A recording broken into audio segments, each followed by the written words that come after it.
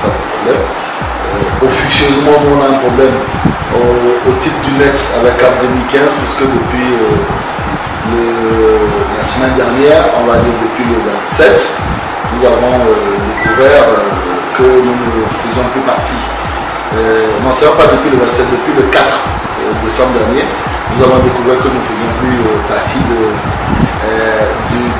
du regroupement, parce que sur certaines publications qui appellent à manifester par exemple du regroupement, notre nom a été exclu, et nous avons voulu en savoir un peu plus en contactant certains membres de CAP 2015 qui nous ont jamais expliqué pourquoi. Mais ce que nous constatons aujourd'hui, c'est que nous ne sommes plus associés aux réunions, et donc nous ne sommes plus associés aux activités de regroupement. C'est tout.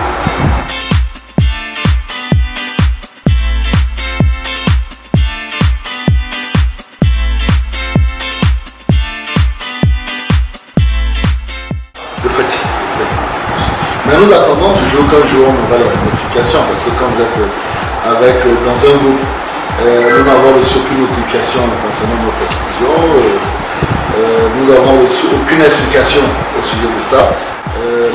Le seul lien qu'on peut éventuellement établir, c'est notre exclusion aussi de la coalition arc-en-ciel, mais avec la coalition arc-en-ciel, on avait un différent interne qui n'a pas réussi à être résolu, et finalement ça a abouti à une exclusion de la coalition arc-en-ciel. Comme vous le savez, à CAP 2015, c'est les partis politiques qui ont signé leur appartenance à CAP 2015, et un différent de arc-en-ciel ne saurait se traduire par une expulsion automatique au niveau de CAP 2015. Donc nous attendons tout simplement pour avoir des explications sur ce qui se passe.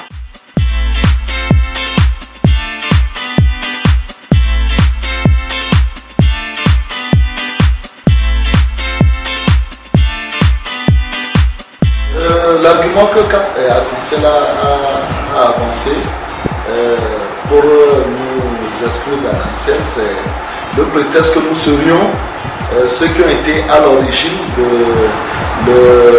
la diffusion des informations concernant notre différent, et que c'est sur cette base-là qu'ils nous excluent.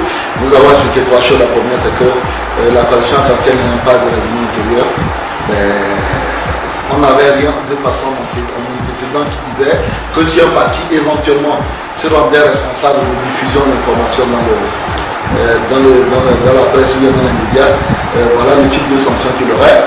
Nous avons aussi retenu que depuis, et vous êtes journaliste, vous le savez, depuis que arc-en-ciel existe, le nombre de scandales qui sont passés dans la presse, il n'a vraiment pas fallu attendre que le net ait des différents thèmes pour que ces scandales-là passent à la presse. Et souvent même les partis politiques eux-mêmes vont sur les plateaux de télé, vont sur les médias pour dire les différents qu'ils ont à la presse. Et vous pouvez constater que nous on a plutôt fait le contraire. Une fois que l'information est sortie, nous avons été les seuls d'ailleurs à démentir pour pouvoir protéger notre famille politique. Le troisième élément que nous avons ressorti, c'est que notre avis d'exclusion nous est parvenu à nos bureaux le 5 vers 9h30, alors que certains journaux, en l'occurrence Forum de la Semaine, avaient déjà mis sous presse la veille et annoncé notre exclusion. Donc nous ne pouvions matériellement pas être ceux qui informent la presse, alors que la décision ne nous était pas encore notifiée. Donc la réalité, on peut maintenant se poser des questions pour savoir qu'est-ce qui sous-tend ce genre de décision. Et le peu d'informations qui nous sont arrivées par des personnes interposées, c'est qu'on considérait que le net ne serait pas un parti qui soit suffisamment chevillé dans l'opposition, et que nous serons donc les gens qui iraient informer ou bien qui feraient sortir l'information de la coalition bien du CAP 2015. Mais à cette accusation aussi, je dis que si nous étions dans cette position, nous ne serons pas les premiers à faire du bruit pour réclamer nos droits. Parce que si nous étions au niveau de l'opposition comme des espions, il est évident que nous aurions, dès le départ et depuis longtemps, garder le calme pour pouvoir continuer à prendre les informations pour donner à celui qui nous envoie. Vous comprenez parfaitement que ce genre de situation n'a pas de sens. C'est que je crois qu'il y a d'autres raisons, mais ces raisons m'échappent entièrement, parce que tout ce qu'on nous présente ne tient pas.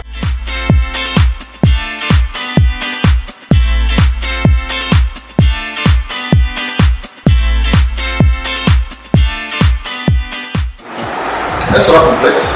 Il faut absolument que l'opposition se laisse. Vous savez, le net a été celui qui a fait sortir le document stratégique.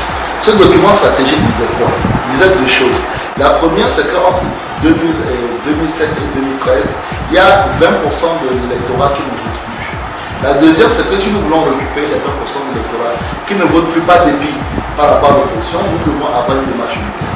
Aujourd'hui, la démarche unitaire, ce n'est pas le mec qui l'a mis en péril, puisque vous le savez bien, deux des trois plus grands partis au Togo ont quitté le conclave avant l'arrivée à terme de ce conclave-là. Donc, il faut reposer le débat, et c'est uniquement quand on les a reposés qu'on peut essayer de trouver une solution. A contrario, on a vu dans les pays qu'un parti qui est majoritaire peut, à lui tout seul, s'organiser et aller gagner les élections. Donc, moi, je pense que ce qui est actuellement contre nous, c'est le temps. Parce que bientôt nous rentrons dans le mois de janvier, tout le monde suppose que les élections auront lieu, quel que soit les cas avant février. Et avant avril, puisqu'avril, il y a la fin du mandat présidentiel, et que donc il ne nous reste que 3 mois. Et pendant qu'il est en train de faire la campagne sur le terrain, nous sommes englués à l'homme ici sur des luttes intestines qui n'en finissent pas. Et donc oui, c'est vrai que dans ce contexte-là, c'est extrêmement compliqué pour l'opposition de faire valoir une victoire, même si de par la précarité, la misère, la pauvreté, le sous-emploi, le chômage qu'il y a dans notre pays, l'opposition ne doit pas avoir beaucoup d'arguments à donner avant de gagner les élections.